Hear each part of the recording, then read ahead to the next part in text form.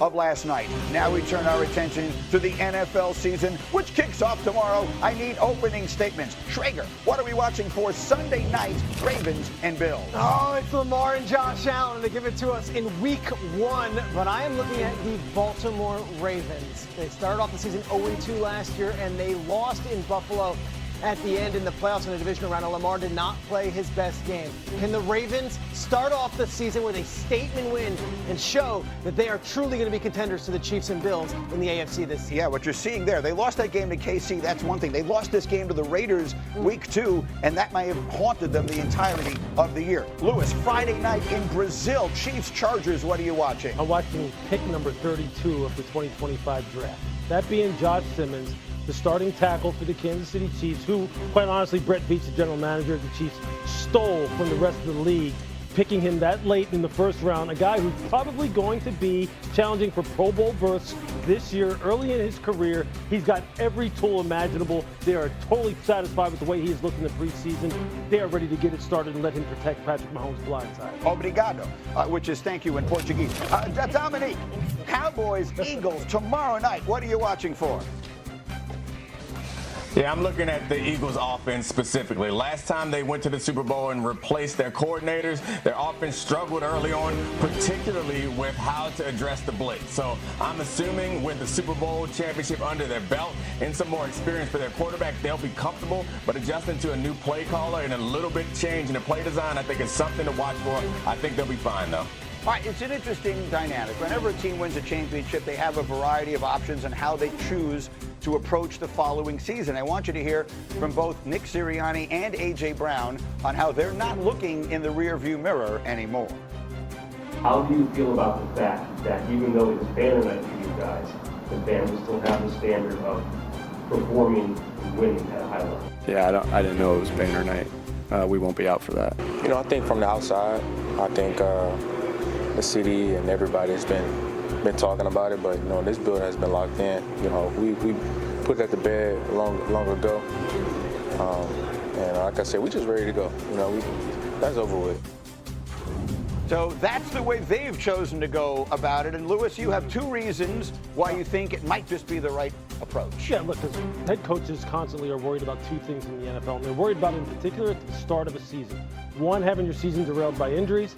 2, having a championship season kind of like bleed into the next season in terms of complacency, meaning you're thinking about last year. Nick Sirianni's not having any of that. Control what you can control, right? Injuries you can't really control. I mean, you can control soft tissue injuries to some degree in terms of your offseason preparation, but complacency, coaches hammer that into players all the time. And one of the best things that they love to hear coming out of their own team is for a leader like A.J. Brown saying, we put that to bed a long time ago. That's exactly the start that they need. What do you think of it, Kmart? Well, just think about the moment that I think about is when they got their rings and Jalen kind of looks at it and puts it down. I don't even know if the guy even tried it on that night. And that, to me, set the stage. I was just in Kansas City recently for the premiere of The Kingdom. Like, the Chiefs lost the Super Bowl, and they have a documentary. You've got the Cowboys on TV. Like, all these things are happening where the Eagles are like, yeah, we're not the defending champs. We are a team that's 0-0 right now, and we have a long season ahead of us. Think about the last time they won a Super Bowl. You had Jason Kelce in the Mummers costume. You had this parade, and it's all Philly finally wins. Nick Sirianni, this is so on brand. He wants to always have edge. He wants to always be angry. He wants his guys to always feel like they are being treated like less than. The truth of the matter is, they're the heavy favorites in the NFC East. And this might not just be manufactured. This might actually be what is organic in that locker room. They don't want to have any complacency going into the start of the season, knowing that everybody is picking them out of that conference. Quickly, Nick, why do you look so skeptical? I mean, I think it's authentic to them, which is great, and I think it's one way to approach it. But also, there's nothing wrong with being happy. You accomplished something pretty impressive. You can celebrate. Congratulations, you're Super Bowl champs. Like, there are teams that approach the season like, let's run it back. We have something to prove. There are other ways to motivate yourself to avoid the complacency other than being mad, but I think this works perfectly, honestly, for this Eagles franchise in Philadelphia itself. Fair enough. One way or another, Schrager, you just said they're the favorites in the NFC East. I think I would remove the East from them. They're the favorites. I mean, period, end of sentence. And if you don't believe me, listen to someone who knows a little something about winning championships. Here's Cowboys legend, our very own Troy Aikman on the Eagles.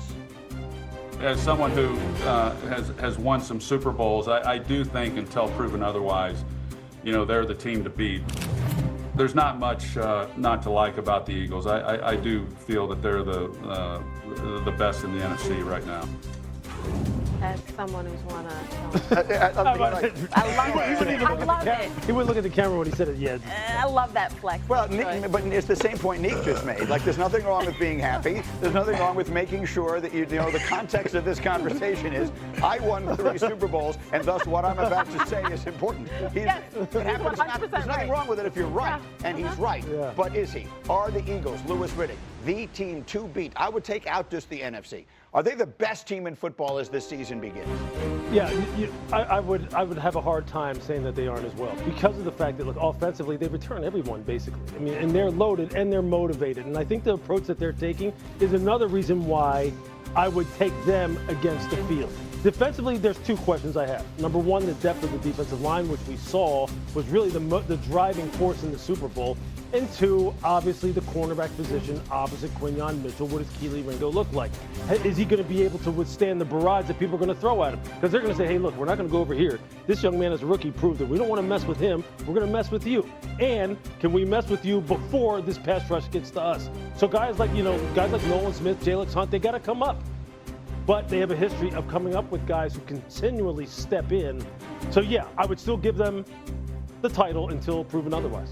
This might ruffle feathers in AFC cities, but I would say the better quarterbacks are in the AFC, but the better head coaches are in the NFC. And the guys that are game planning all offseason are going to be McVay and Shanahan and LaFleur. And then you go down the list of Dan Quinn and Dan Campbell. You have a really good list of head coaches that now have an entire season's worth of Eagles game film. I wouldn't just hand it over. I know Andy Reid and Sean Payton are going to make West is going to be. I get that. I understand. I think the quarterbacks are in the AFC this year, and I think the head coaches are in the NFC. And I wouldn't just hand it to the Eagles based on the coaches that they've got to go against in that conference. That's a major declaration right there. That's a take. Well, what you just did is you literally just created a 6 other conversations for us to have this morning. Rip up the C block, but one way or another. Let's circle back to what he's saying, because the Eagles, they are going to get everybody's best shot. There are a lot of really good teams in there, and if there is any weakness there, I completely lost my track of thought. They have lost some pieces on defense as well. Yeah. The offensive coordinator and pieces on defense. Yeah, all the questions that Louis laid out are fair. My counter would be every team in the NFC, AFC for that matter, has some question, whether it be a quarterback, at head coach, or roster configuration. The Eagles are the defending Super Bowl champion. They return almost everybody. There is no reason that they shouldn't be the team that you pick. I think everybody might be picking the Eagles, but the way people talk about Jalen Hurts, it's like, I know he's a Super Bowl MVP, but I don't know if he's a top 10, top 5. I think that's sort of one of the reasons why that man wasn't even looking at that ring. He's like, okay, I did this, but he's still being disrespected. So I think this whole team is the best, but they still feel internally that people are not giving them their If there's any, I'm not any part of the Jalen Hurts disrespect or question mark, but if there is any, it would be because they just voted Saquon Barkley the #1 player in the entire NFL. And so I would then ask you, Dominique Foxworth, meaning he's got that on his side. Let's not get sidetracked again. Neat. Will they need another season like that from Barkley? Barkley just had a season for the ages, one of the 2 or 3 greatest running back seasons in the history of the NFL. Does he have to be that again for this team to repeat?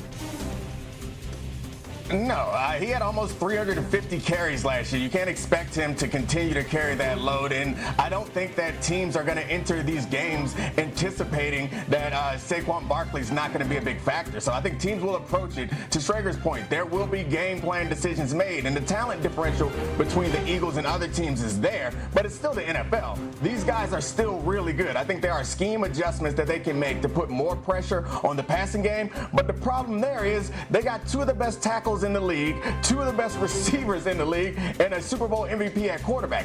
That's why we still see them as the favorite. Like, this team, no matter what you do, they can find a matchup that they can exploit.